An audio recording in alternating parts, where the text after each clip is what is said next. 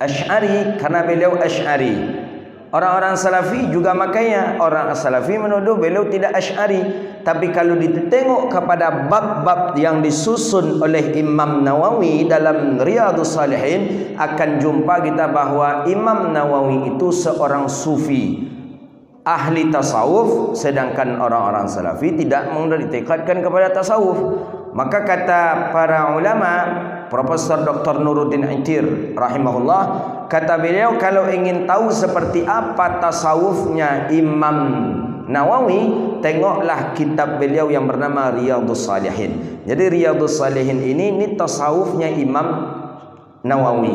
Kalau ingin kita tahu tasawufnya Imam Ghazali, tengoklah kitab yang bernama Ihya Ulumuddin. Kalau kita ingin tasawufnya Imam Bukhari, bacalah kitab Adabul Mufrad. Jadi ulama-ulama itu tasawuf, punya tasawuf, dan mereka sufi.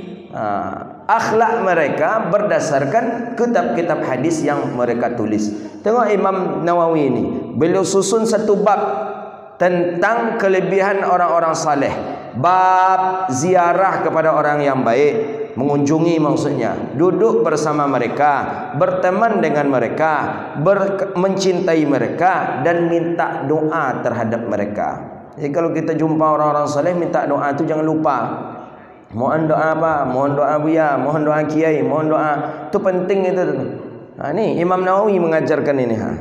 Menuntut, meminta doa daripada mereka orang-orang saleh. Jadi mohon doa ya, mohon doa itu.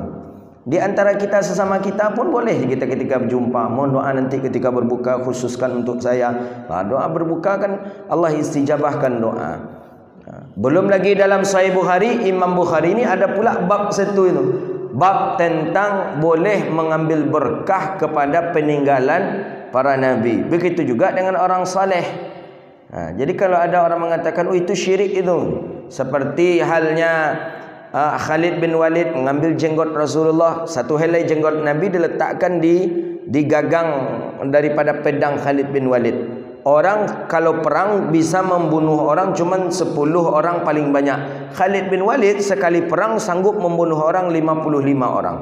Berapa tak kekuatan tenaga itu? Bukan tenaga Khalid bin Walid, karena pisaunya tadi itu memang tajam. Jadi ketika ditanya apa di mana? Karena rambut Rasulullah ada di gagangnya tadi. Siapa lagi? Abdullah bin Zubair minum darah Rasulullah sallallahu alaihi wasallam. Siapa lagi? Imam Syafi'i mandi dengan jubah muridnya Imam Ahmad bin Hanbal. Ini bukan ulama kaleng-kaleng kalau bahasa kini, itu Imam Syafi'i. Apakah Imam Syafi'i tak faham memang syirik itu? Kalau orang kini lah sudah syirik tu katanya. Apa tu katanya? Imam Syafi'i. Ketika Imam Syafi'i demam, Imam Syafi'i sakit, Imam Syafi'i minta kepada muridnya, tolong dibawakan jubahnya Imam Ahmad bin Hanbal. Imam Ahmad bin Hanbal ni muridnya, murid Imam Syafi'i.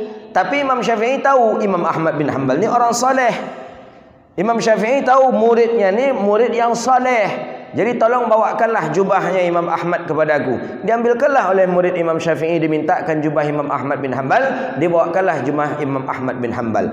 Direndam jubah Imam Ahmad bin Hanbal, mandi. Ada dalam satu riwayat, dalam tabaqat dikatakan dipakai oleh Imam Syafi'i jubahnya Imam Ahmad bin Hanbal, mandi dengan memakai jubah tadi. Setelah mandi memakai jubah tadi, langsung Imam Syafi'i sembuh dan sehat. Kira-kira itu syirik? Kalau ia syirik berarti Imam Syafi'i, Imam Syafi'i, Imam Ahmad bin Hanbal pelaku juga berarti. Imam Ahmad bin Hanbal itu yang paling banyak hafal hadis, 1 juta hadis. Aku yang menyebut syirik hafal 2 hadisnya. Innamal a'malu binniyat, kullu bid'atin dhalalah. Itu aja nyobok ke mana-mana. Bid'ah itu bid'ah, setiap yang bid'ah itu sesat, setiap yang sesat masuk neraka. Pak kalau takut je kena gertak masuk neraka you tu kata dia. Wa ziyaratul mawadhi'. Dia tengok di sini ni, dan bukan saja minta doa, dan dianjurkan kita berziarah ke tempat-tempat yang mulia. Ini Imam Nawawi. Maka Imam Nawawi ini, kitab saya ni alhamdulillah mesti terjaga ni, tidak ditukar-tukar babnya. Ada kitab sebagian Riyadhus Shalihin cetakan baru sekarang. Ini kalimat di bawah ni, yang 2 di bawah ni sudah dihapus ni Pak. Minta doa kepada orang saleh dan menziarahi tempat-tempat yang mulia. Ini sudah dihapus nih Pak. Sama dengan kitab Imam Ghazali di dalam Al-Azkar kalau tak salah, ada juga yang dihapus oleh orang Salafi. Berani dia, Wahabi ini berani dia.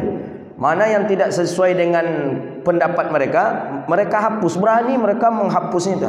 Jadi ada di dalam Al-Azkar kalau tak salah, Imam Nawawi menjelaskan dianjurkan kita berziarah, dianjurkan bagi orang yang haji ataupun umrah berziarah ke Madinah. Setelah itu dilanjutkan berziarah ke Madinah itu berziarah ke makam Rasulullah sallallahu alaihi wasallam. Diganti dak kawan-kawan Wahabi ini. Apa kalimatnya? Disunahkan bagi orang yang berangkat haji dan umrah untuk berziarah ke Masjid Nabi. Beda tak? Beda Pak. Imam Nawawi mengatakan disunahkan bagi orang yang haji dan umrah untuk berziarah ke Madinah. Dilanjutkan berziarah ke makam Nabi. Memang jelas makam Nabi ya. Itu tanda Imam Nawawi. Imam Nawawi ini sufi. Berziarah ke makam dianjurkan. Dirubah oleh orang-orang Wahabi sekarang, disunahkan bagi orang yang berangkat haji dan umrah untuk menziarahi Masjid Nabi. Jadi bukan kubur Nabi, tapi yang diziarahi itu Masjid Nabi. Salah nih, jauh nih. Jauh. Itu kerjanya Wahabi itu. Maka alhamdulillah kitab saya ini masih aman ini. Ada kitab yang satu lagi saya tengok, Riyadhus Shalihin juga, ini sudah dihapus ini, yang dua kalimat ini. Jadi yang ada itu bab ziarah kepada orang saleh, duduk bersama mereka, berteman dengan mereka dan mencintai mereka. Sampai situ saja. Di saya masih dilanjutkan dan minta doa kepada mereka dan menziarahi tempat-tempat yang mulia. Mana tempat-tempat yang mulia? Ya kuburan orang-orang saleh, makamnya orang-orang saleh, itu ada tempat-tempat mulia. Kita dianjurkan berziarah ke tempat-tempat orang-orang saleh itu. Karena salah satu tempat yang mustajab doa, kata Syekhuna Ali Jum'ah, adalah makamnya orang-orang saleh. Kita dengan berziarah ke makam orang-orang saleh itu mempertajam makrifat kita.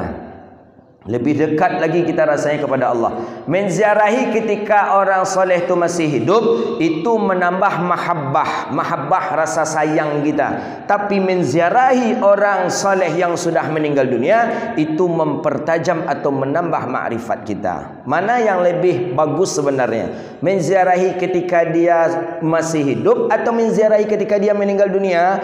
Ulama tasawuf mengatakan lebih elok dan lebih mulia menziarahi orang soleh setelah dia meninggal dunia. Kok begitu Ustaz? Ya. Ketika menziarahi dia masih hidup, banyak urusan. Anaknya yang urus, kerja yang dia urus, pengajian yang dia urus, bercabang pikirannya. Maka kalau menziarahi ketika dia hidup, kita dapat mahabbah, sekadar kasih sayang saja. Tapi kalau menziarahi orang soleh setelah dia meninggal dunia, yang kesibukannya tadi tidak ada lagi. Mana anak, apa anak tak ada jole. Urusan kerja tak ada juga lagi. Urusan dunia tak ada. Jadi apa? Fokus antara dia dengan Allah saja. Maka ketika kita menziarahi dia, maka lebih cepat. Itu yang dimaksud dengan mempertajam makrifat kita. Dia lebih fokus kepada orang yang menziarahi dia. Siapa menziarahi kita? Itulah maka ulama-ulama dulu suka berziarah ke kubur-kuburnya orang-orang saleh. Imam Nawawi termasuk itu. Belum lagi sampai ke makam Imam Syafi'i. Imam Nawawi dari daerah Syria, Syam. Itu belum lagi sampai ke makam Imam Syafi'i, masih jauh lagi. Kata masyaikh di Giza ke makam Imam Syafi'i itu cukup jauh, itu ada 1 jam 45 menit ada. Imam Nawawi mengangkat tangan. Turun Imam Nawawi daripada keledai, Imam Nawawi mengangkat tangan. Assalamualaikum ya syaikhi madhhabi. Assalamualaikum, assalamualaikum, selamat di atas engkau ya Syekh, imam besar, imam madhabku Muhammad bin Idris Syafi'i. Diangkat oleh Imam Nawawi tangan Imam Nawawi. Jadi kata murid yang bersama Imam Nawawi, kenapa kok engkau mengucapkan salam di sini? Bukannya lebih elok kita sudah sampai? Kata Imam Syafi'i, tidak tahan, kata Imam Nawawi, tidak tahan lagi rinduku ingin berjumpa dengan kekasihku Syafi'i. Padahal ini memang tak pernah berjumpa nih. Imam Syafi'i meninggal di 204 Hijriah, sedangkan Imam Nawawi di kurun 700 Hijriah. Ini tak berjumpa. Tapi Imam Nawawi melanjutkan perjuangan daripada Imam Syafi'i rahimahullahu taala. Ini dah dalilnya. dianjurkan minta doa ke orang-orang saleh, kemudian dianjurkan kita menziarahi tempat-tempat yang mulia.